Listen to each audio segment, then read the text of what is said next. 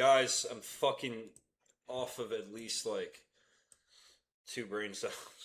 But I promise daily uploads, so I'm gonna give you daily uploads. I want to talk about two specific peps that I love to use.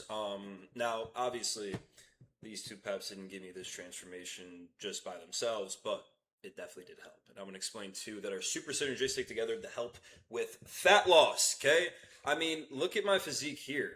Bro, like, I've never seen worse abs, I think, in my entire life, okay? And I'm black. I am supposed to have good genetics. We fucked up over here, okay? Then you look over here, obliques, decent abs, okay? Pretty crazy shoulder. There we go, okay? We're going to talk about it. Let's get this shit on the road. All right. So, number one, the foundation. Guys, you think you're just going to take some Retta and some Mott C, right? And just, you're going to be shredded? No. Okay. Calories in, calories out. So, this is a non negotiable. This is the thermodynamic requirement for fat loss period. Now, I will say, this is true to an extent because the quality of food that you are intaking, right, definitely matters. I would much rather cut on cleaner food because I'm gonna feel better. I'm not gonna have brain fog compared to having 2,000 calories of McDonald's every day and counting that as a cut. Okay, it's just that's just how it is. Okay, retaining muscle mass. You're a bodybuilder. Okay, losing weight isn't the goal. It's losing fats while keeping muscle. Right. Now, if you're somebody that's very very fat and you're obviously trying to maybe possibly utilize these two peps for weight loss, right?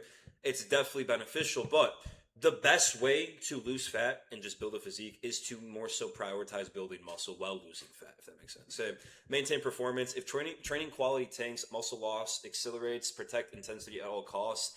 I had to learn this the hard way with my show prep. Dude, I genuinely probably lost a little bit of muscle because I didn't train. I literally would train for like 20 minutes because of how just depleted I was. I did what's called a shotgun prep, which I don't recommend anybody doing. I did it in 20 days. I went from 206 to 180 in 20 days. Pretty fucking stupid. So, yeah. But anyways, let's continue. So, what is carb cycling? Alternating between high carb and low carb days based on training demands. Instead of a flat daily deficit, you strategically distribute carbs across the week. That's because when you are in a strict deficit, if you continue to put your body in a strict deficit, basically, what's it called?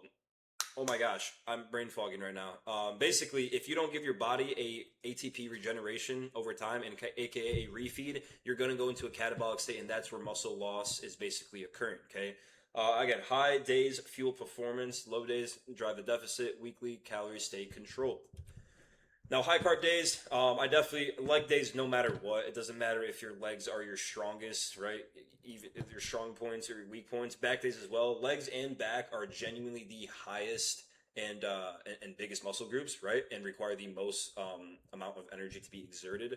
So high volume sessions as well. Any demanding training day benefits. Okay, obviously fuller glycogen, better pumps and vascularity, high training performance, and improved recovery signaling. Okay, low carb days, rest days, cardio only days, low output sessions, deload periods. Now, I will say cardio only days.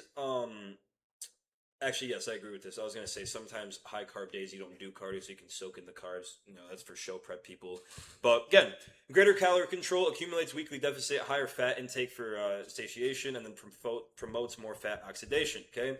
Now, fuel where it's needed, restrict where it isn't. Okay. Carb cycling puts energy exactly where you need it, aka training days. Okay, when you're exerting a lot of energy, while keeping totally weekly calories in a deficit. You don't sacrifice performance to lose fat. Now, why carbs matter during a cut? Carbs uptake glucose. Glucose uptakes glycogen. Glycogen uptakes into your muscle cells, giving you training, energy, and efficiency. Okay, the problem with flat, low carb diet is low carb equal low performance equals less volume, less stimulus, muscle loss risk. Okay, even if you are somebody that's very overweight, maybe you're obese and you're trying to utilize peptides, you still need to train. Okay, don't just pin it and then not eat. That is how you are going to look like a saggy ball sack in a raisin. We don't want that shit. Okay, I don't care what your doctor says, like, hey, just take this, you'll be fine. No, you have to train. You have to eat properly while utilizing this, okay? Now, what is Motzi? Let's go into Motzi. Oh, man, Motzi is like cocaine um, for bodybuilders, in a way. Yeah, honestly, I love it. Okay, I don't do cocaine at all, but I do Mod C, right? So mitochondria deprived peptide, it's literally all already made in our body in a mitochondria, right? And it basically influences how your cells produce and utilize and use energy. Okay, glucose metabolism helps with insulin sensitivity, right? Mitochondria function in cellular energy. Okay, I'll get into it's basically called an AMPK activator. I think I get into exactly what this means. So MOTS plus AMPK pathway, right?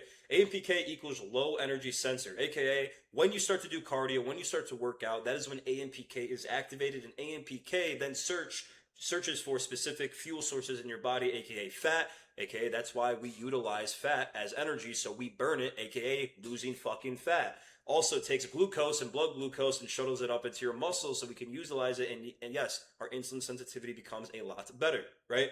Activates energy production, upregulates glucose uptake and mitochondria biogenesis. Fatty oxidation signaling shifts fuel use towards stored fat as energy substrate. Okay, literally what I just said.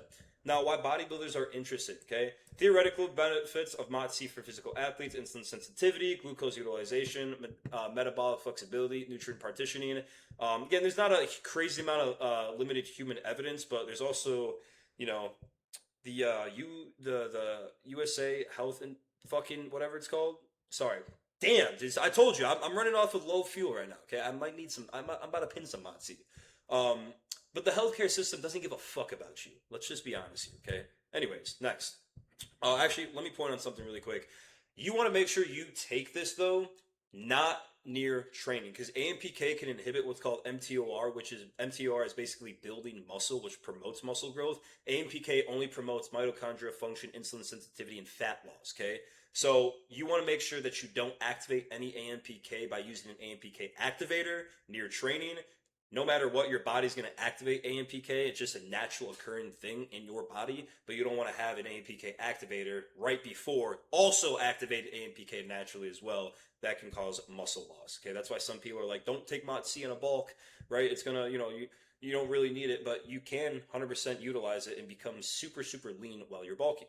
Now, what is Retta, right? Okay, Retta, you heard of it. Everybody's fucking taking it when they don't even need it for some reason. But Retta is basically a triple agonist targeting 3 pathways simultaneously: GLP-1, appetite regulation, just like Manjaro, aka Ozempic, GIP, glucose regulation, and glucagon, the metabolic signaling. Okay, this is going to help with insulin sensitivity, right?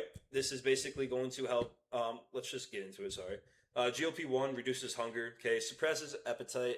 A lot of people say that it doesn't work for them sometimes when it comes to appetite. Manjaro is more so of like a super, super, super, super direct appetite suppression. I never really got the Retta appetite suppression. I honestly craved more fucking food after taking it. Until now I'm doing daily pins, I'm honestly pretty happy with just everything in general. I'm not craving food.